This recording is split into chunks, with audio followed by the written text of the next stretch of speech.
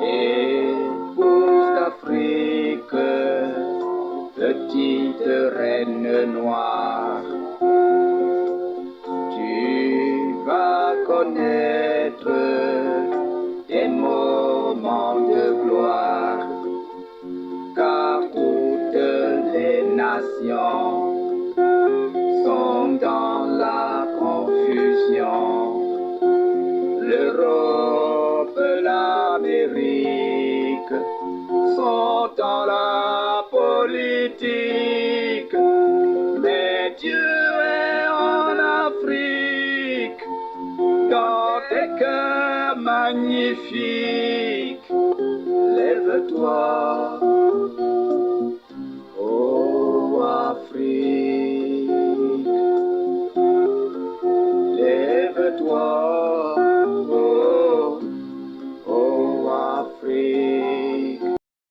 Mesdames, Messieurs, bonsoir et merci d'avoir honoré une fois de plus notre rendez-vous du dimanche soir. Vous êtes à la table de la connaissance et vous écoutez les Voix du Sud sur nos plateformes Facebook et YouTube. C'est à nouveau un plaisir pour nous de vous accueillir dans le cadre de cette tribune. Nous continuons toujours, comme j'aime à le dire, dans notre grande thématique sur le réveil de la Reine du Midi. Et ce soir, nous allons aborder un nouveau pan de cette grande thématique. Il s'agit de la commission de l'épouse de l'Afrique. Nous essayerons d'en parler ce soir avec la complicité de notre consultant permanent, bien installé sur ce plateau, le révérend docteur Jean-Paul Bellet. Alors, docteur, bonsoir. Bonsoir, mon frère. Vous allez bien, docteur Jean-Paul? Je vais toujours bien. Alors, nous espérons que les téléspectateurs vont également bien à la maison. Nous allons aborder, comme j'annonçais en amont, un nouvel aspect de notre grande thématique. Nous parlerons de la commission de l'épouse de l'Afrique. Et pour comprendre justement cette commission de l'épouse de l'Afrique, nous écouterons préalablement cet exposé que nous présentera notre consultant. Et après cela, nous allons entrer dans une série de questions et réponses pour davantage comprendre la commission qui a été donnée à l'épouse de l'Afrique aujourd'hui. Docteur Jean-Paul, you have the floor. Merci frère Pythagore. Merci à nos téléspectateurs que je salue dans le nom du Seigneur Jésus-Christ. Ce soir, nous voulons parler d'un sujet important. Très important même. Quelle est la commission de l'épouse de l'Afrique noire? On nous pose souvent cette question. Nous avons déjà le message. Le prophète Branham est venu. Et maintenant, nous attendons l'enlèvement. Quelle est la mission que l'épouse de l'Afrique a encore maintenant en dehors de ce que nous prêchons le message? Il est vrai que nous prêchons le message, et le message, en fait, c'est la dernière commission. Mais dans cette dernière commission, il y a des pans qui reviennent exclusivement à l'Afrique noire, à l'épouse de l'Afrique noire. Et c'est de cela que nous voulons parler. Nous avons, dans le passé, parlé des réveils raciaux. Dieu a traité avec les Sémites, parce qu'il n'y a que 3 races sur la terre. S'il y en a d'autres, ce sont des sous-races. Par exemple, on ne peut pas parler d'une race rouge, d'une race brune, etc. Il y a 3 races sur la terre. Il y a les Sémites, il y a les Kamites, il y a les Japhétites. Les Japhétites sont devenus blancs et jaunes. Les Sémites sont restés basanés, pour la plupart. Les Kamites, dans leur grande majorité, sont noirs. Parce que leur père Kam était brûlé, était noir. Et c'est ce qu'on appelle brûlé. C'est ainsi que les Éthiopiens sont des brûlés, parce que le mot Éthiopie signifie brûlé, noir. Dieu a donc traité avec les Sémites. Les Sémites étaient à l'est. Ils ont occupé l'est dans la table des nations. Et le soleil se lève à l'est pour aller se coucher à l'ouest. Se coucher, c'est ce qu'on dit habituellement, mais le soleil ne se couche jamais. Donc il se manifeste à l'est et il disparaît à l'ouest. De même, le prophète Branham nous a dit que la civilisation a commencé à l'est et elle est allée à l'ouest. Il nous dit que l'évangile aussi a suivi la même trajectoire. Et même, il nous dit que c'est l'évangile qui apporte la civilisation. Donc, Dieu a commencé par les gens de l'Est. Il a commencé l'évangile à Jérusalem parmi les disciples. Dieu, depuis l'origine des temps, c'est-à-dire après le déluge, quand le bâton de commandement est passé de la main de Cam à la main de Sem,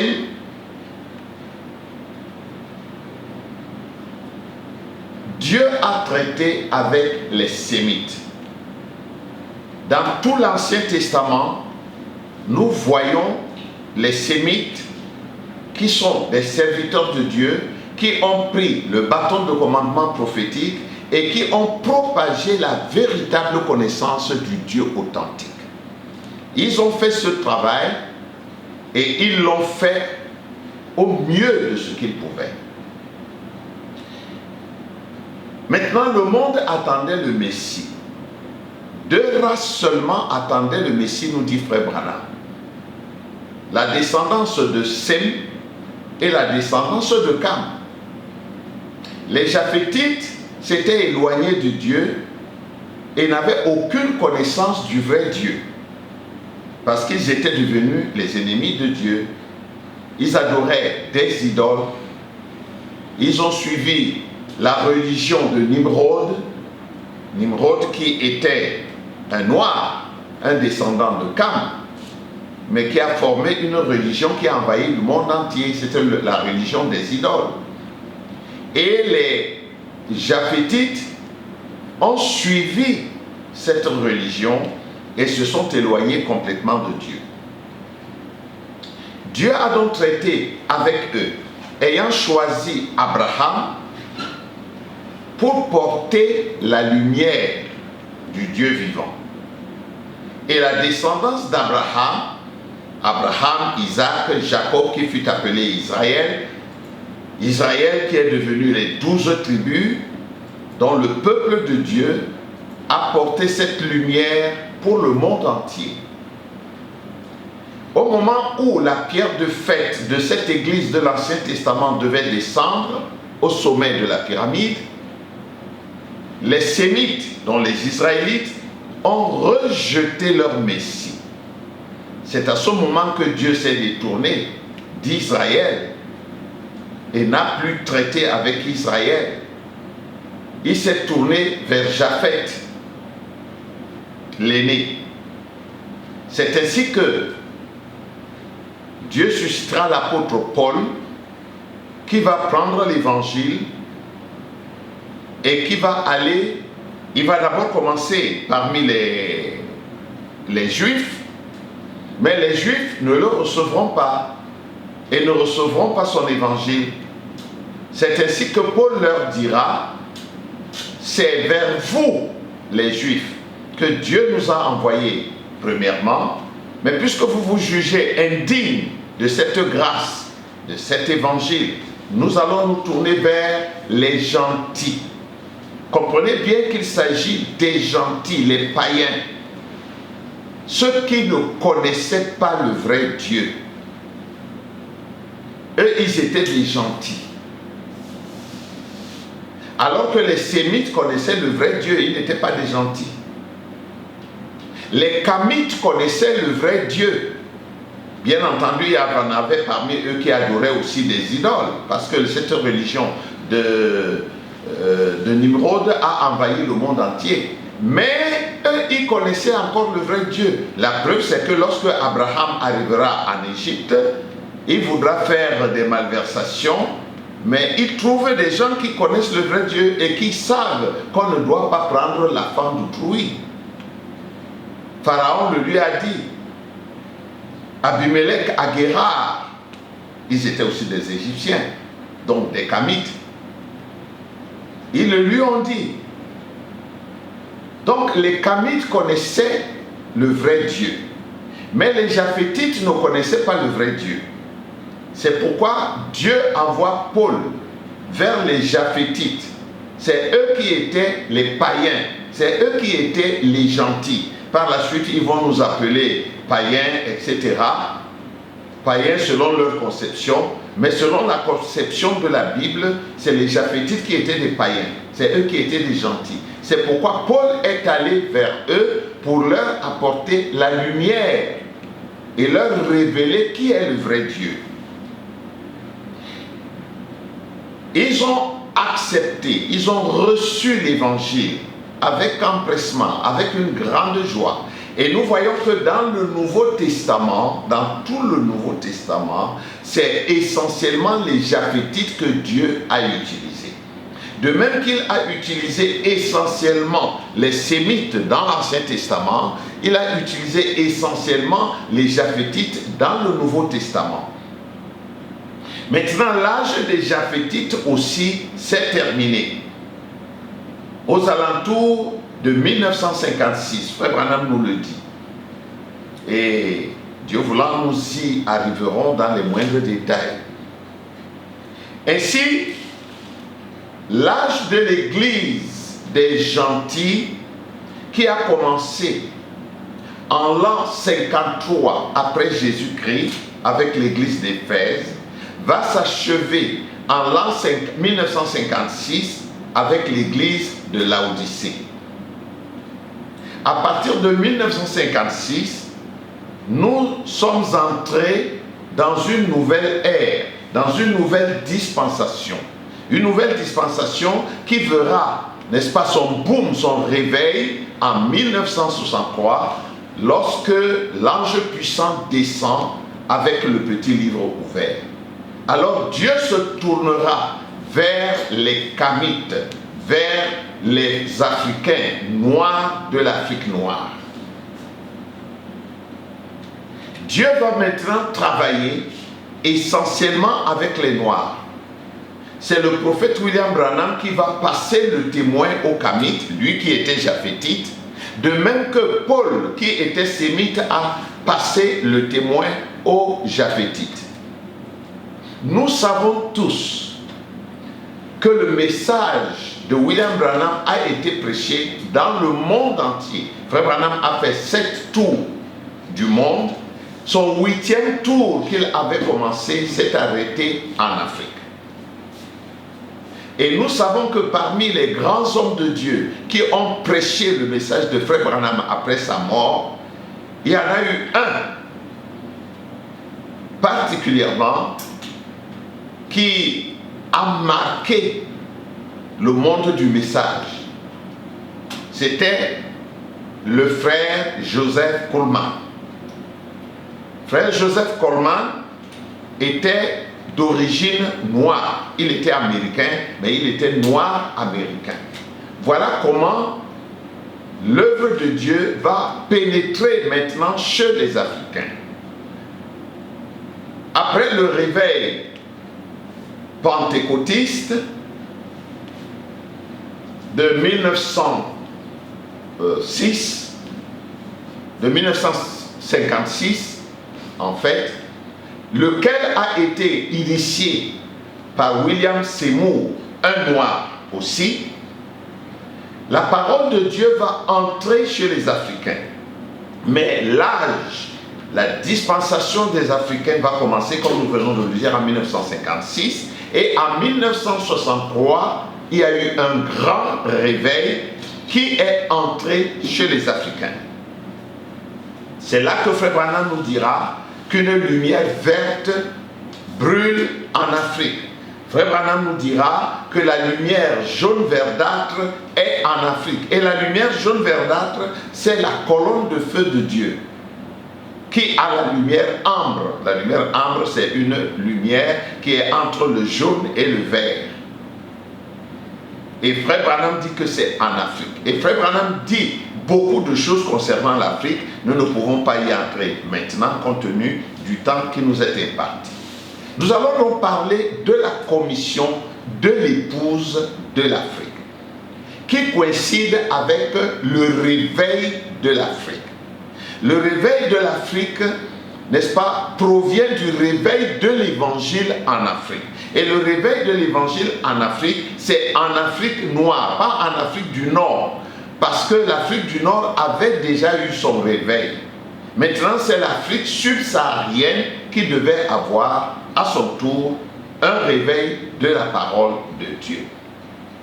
C'est pourquoi, pour parler de la commission de l'épouse de l'Afrique noire,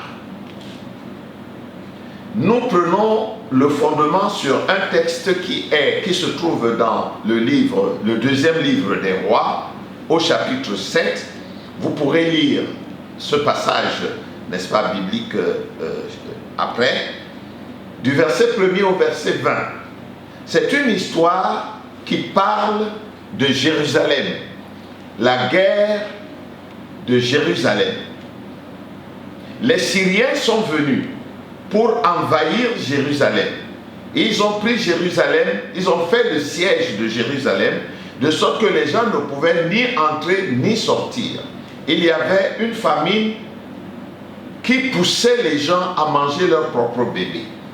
Ils avaient mangé toutes les herbes, il n'y en avait plus. Ils ont mangé l'écorce des arbres, il n'y en avait plus. Ils se sont mis à manger les rats, les souris, toutes les bêtes qui étaient dans la ville. Et quand ils ont vu qu'il n'y en avait plus, ils se sont mis à manger leurs propres enfants. C'était une prophétie qui s'accomplissait comme ça. Maintenant, nous voyons que dans cette histoire, il y avait 4 lépreux. Et les lépreux étaient toujours en dehors de la ville. Ils ne pouvaient pas entrer en ville avec les autres. Ces lépreux, ils étaient au nombre de 4. Or, ces lépreux typifient l'Afrique noire. Nous savons qu'il y a 5 Afriques. L'Afrique est composée de 5 Afriques. Il y a l'Afrique du Nord, l'Afrique de l'Est, l'Afrique de l'Ouest, l'Afrique du Sud et l'Afrique du Centre, l'Afrique centrale. Mais l'Afrique du Nord avait déjà eu son réveil. Il ne reste que l'Afrique subsaharienne. Et en Afrique subsaharienne, il y a 4 Afriques. L'Afrique de l'Est, l'Afrique de l'Ouest, l'Afrique centrale et l'Afrique du Sud. Et nous savons que l'Afrique, c'est un continent qui a toujours été considéré comme un continent maudit, un continent misérable, un continent illettré, un continent, bref, un continent sans importance. Quelqu'un disait même que l'Afrique n'est pas assez entrée dans l'histoire. Les autres nous disent que l'Afrique n'a aucun apport dans l'histoire de l'humanité.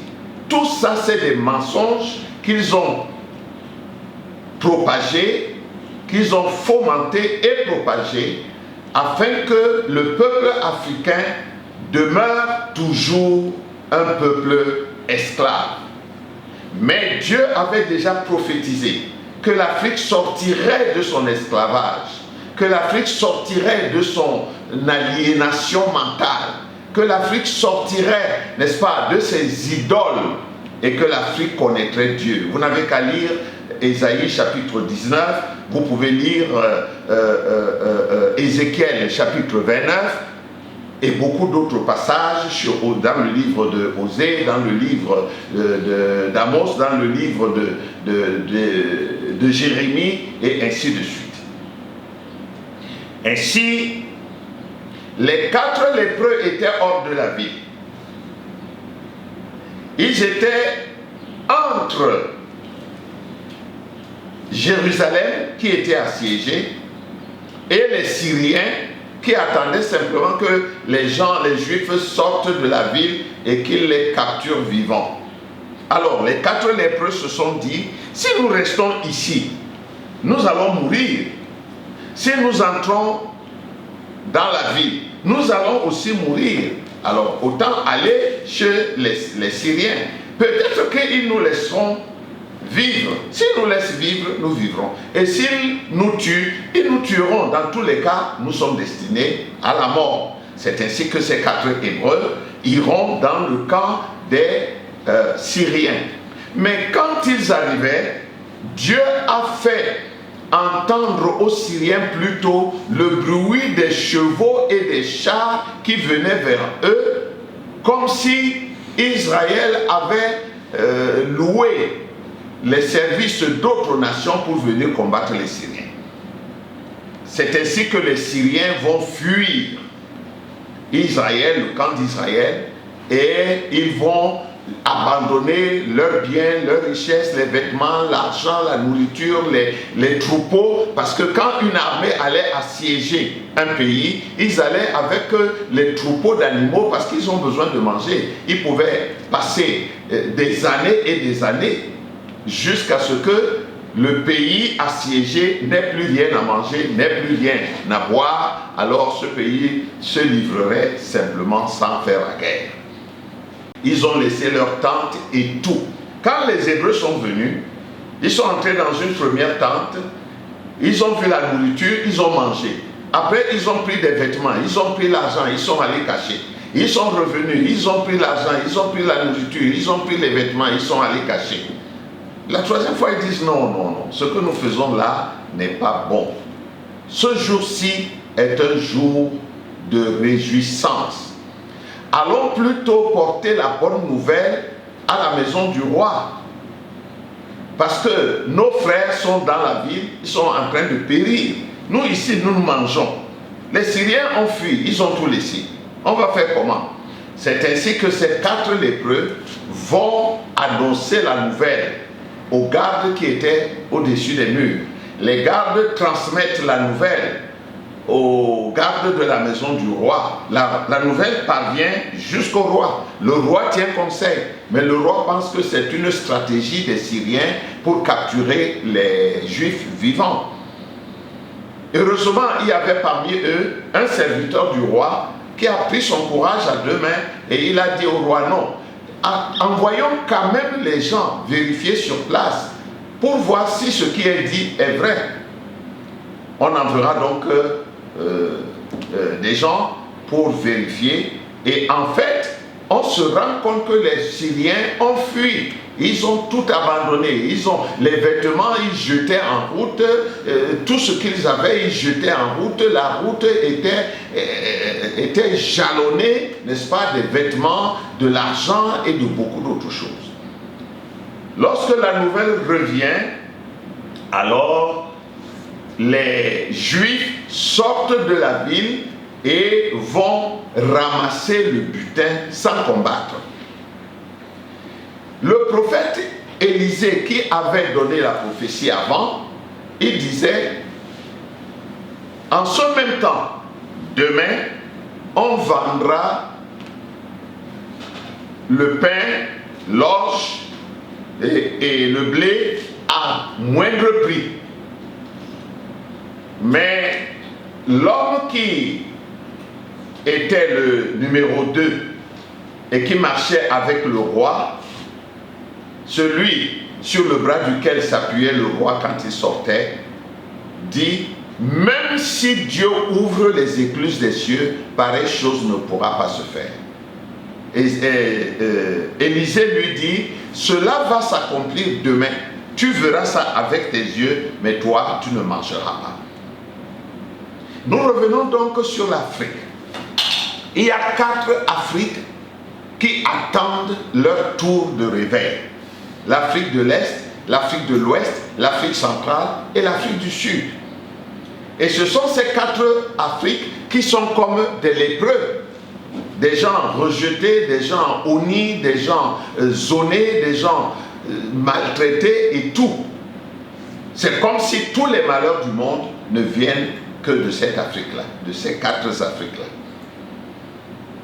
Mais le prophète Branham avait prophétisé à l'avance que l'Afrique va se réveiller. C'est d'abord Jésus qui a prophétisé. Il dit, la reine du Sud va se réveiller au temps de la fin et elle va condamner les gens de sa génération. Et Frère Branham dit que les Africains, l'Afrique doit envoyer des missionnaires en Amérique, c'est-à-dire en Occident. C'est donc l'heure maintenant pour l'Afrique, parce que la colonne de feu est en Afrique. Et si la colonne de feu est en Afrique, le véritable évangile, la vraie parole, le vrai message est en Afrique.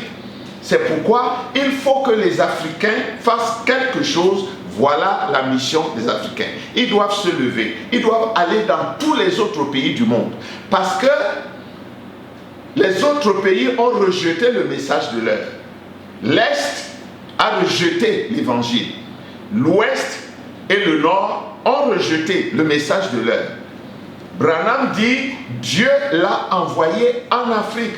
C'est pour l'Afrique que Dieu a suscité William Branham.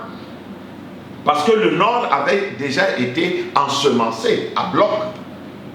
Dieu suscite William Branham et il l'envoie au sud, je veux dire, au sud, en Afrique. C'est pour l'Afrique que William Branham est venu. Et Frère Branham lui-même dit que sa mission, c'est qu'il doit aller en Afrique pour leur porter l'évangile parce que c'est les Africains qui recevront son message. Frère Branham dit qu'il y a un nouveau ministère et ce nouveau ministère ne peut pas être reçu par les Occidentaux, mais il va être reçu par le peuple africain. Le peuple africain maintenant a reçu ce nouveau message. Frère Branham en 1958, par là, oui, Frère Branham dit qu'il a eu 2 visions. La première vision montre une grande campagne qu'il a tenue en Afrique du Sud, mais c'était pour les Blancs. La deuxième vision montre une grande campagne tenue en Afrique du Sud toujours, mais c'était pour les Noirs. Frère Branham dit qu'il a vu beaucoup de gens jusqu'à perte de vue. Et ces gens étaient debout, les mains levées, et ils jubilaient et ils louaient le Seigneur. Frère Branham dit, j'ai demandé, tous ces gens sont-ils des Blancs? L'ange qui était avec lui lui a dit non, ce ne sont pas des Blancs. Quand Frère Branham se retourne pour regarder bien, il voit que c'est la grande race noire. Et Frère Branham dit qu'après ça, il a entendu un grand bruit, comme une dynamo qui tourne. Et nous savons qu'une dynamo est un régénérateur de courant électrique. Ce qui montre qu'il y aura un temps où l'Afrique va se lever. Il y aura un grand réveil en Afrique et ce réveil va pénétrer dans les pays occidentaux. Parce que dans cette vision, Frère Branham dit que la vision a tourné en bleu et que les gens se levaient, n'est-ce pas, de l'Afrique, c'est-à-dire du Sud, pour aller à l'Ouest. C'est comme ça que les Africains sont allés en Amérique pour prendre le message. Et ils ont ramené ce message en Afrique. Aujourd'hui, nous prêchons le véritable message de l'heure. Et si quelqu'un a besoin de voir le message, aujourd'hui, il doit aller le chercher en Afrique. Frère Branham dit que la deuxième réunion, la deuxième campagne, celle des Noirs, était beaucoup plus grande que la première, c'est-à-dire celle des Blancs. Notre réveil, ce n'est pas simplement de dire aux gens que Dieu a envoyé un message. Maintenant que toutes les autres nations, tous les autres continents ont rejeté la vérité de l'heure, il appartient aux Africains qui ont été capables de croire et de recevoir ce nouveau ministère, de le porter vers les autres et de leur dire que le temps est venu, le Messie va prendre bientôt son épouse, que ceux qui dorment ceux qui sont là-bas, mais qui sont prédestinés et qui dorment, c'est aux Africains de les réveiller et de les ramener dans le camp de Dieu. C'est notre mission. Les Sémites ont propagé la vraie connaissance du vrai Dieu dans le monde entier. Ils ont fait leur commission et ils l'ont bien faite. Les Japhétites ont propagé l'évangile du Seigneur Jésus-Christ dans le monde entier. Ils ont fait ce qu'ils devaient faire et ils ont bien fait cela. Maintenant, c'est terminé. La dernière commission appartient à l'épouse de l'Afrique. L'épouse de l'Afrique doit prendre ce message et le porter dans le monde entier, afin que ceux qui dorment maintenant et ceux qui n'avaient pas encore entendu, qu'ils puissent entendre et qu'ils se réveillent et soient prêts pour le départ de l'épouse de notre Seigneur Jésus-Christ.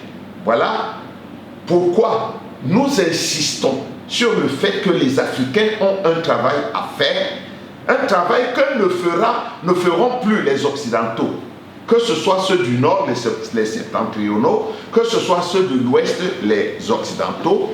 Maintenant, ceux de l'Est, les Orientaux, ils n'ont plus rien. Ils attendent que les Africains leur transmettent maintenant le message du temps de la fin. Voilà, chers spectateurs, chers téléspectateurs, autant pour moi, pourquoi nous insistons que les Africains, n'est-ce pas, reprennent conscience, qu'ils se réveillent et qu'ils accomplissent pour Dieu la mission qui est la leur. Et nous sommes très reconnaissants au Seigneur, parce que malgré l'incrédulité du clergé, qui devrait être le fer de lance de ce grand réveil, le dernier qui soit, non, ils disent, oh, même si Dieu ouvrait les écluses des cieux, pareille chose ne peut pas se faire. Les Africains n'ont pas d'argent, les Africains n'ont rien. Et ils vont réveiller le monde entier comment? Comment l'Afrique va-t-elle se réveiller alors que l'Afrique n'a même pas des armes? Eh bien, cela se fera parce que Dieu l'a dit. Quand Dieu a dit que les enfants d'Israël sortiraient de l'Égypte, ils n'étaient que des ouvriers de boue, de la boue. Ils travaillaient dans la boue pour faire des briques pour les Égyptiens. Les Égyptiens étaient la première puissance du monde de ce temps-là.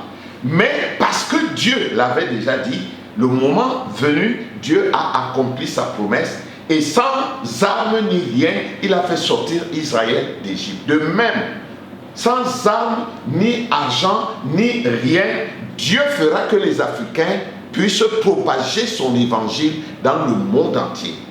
Et les Africains vont se réveiller. Nous pouvons le voir aujourd'hui. Les Africains sont en train de se réveiller dans plusieurs domaines.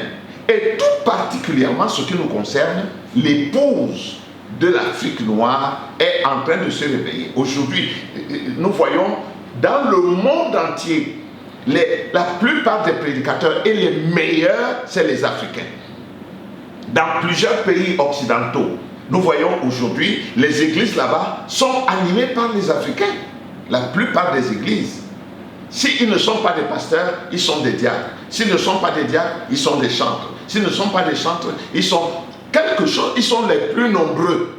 Et c'est eux qui donnent le ton aujourd'hui dans tous les pays du monde entier, ce qui signifie que ce que Branham a prophétisé est vrai et c'est en train de se réaliser. Que Dieu vous bénisse, mes frères. Et j'en profite pour faire un vibrant appel à mes frères ministres de l'Afrique noire, à mes frères noirs de l'Afrique noire, qui sont ministres de Dieu, qu'ils prennent ce message que Dieu nous a donné, nous a légué, et qu'ils puissent le propager partout où ils peuvent aller. Ceux qui vont en Amérique, qu'ils continuent d'aller et qu'ils portent l'évangile. Ceux qui vont en Occident, en Europe, qu'ils aillent en Europe et qu'ils portent ce message. Ceux qui vont à l'Est, en Orient, qu'ils aillent là-bas et qu'ils portent ce message.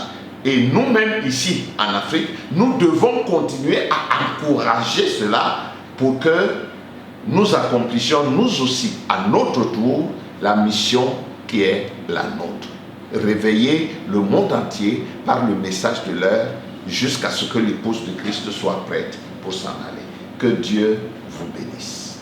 La commission de l'épouse de l'Afrique. Quel exposé du docteur Jean-Paul Bellet, à qui nous ne cesserons jamais de dire merci pour ces paroles qu'il nous apporte au quotidien ici dans le cadre de cette émission Les Voix du Sud. Ce fut une émission assez particulière aujourd'hui et je crois de tout mon cœur que les téléspectateurs ont été richement édifiés sur cette thématique, sur le rôle et l'impact de ce réveil en Afrique. Je crois que ça a béni plus d'un.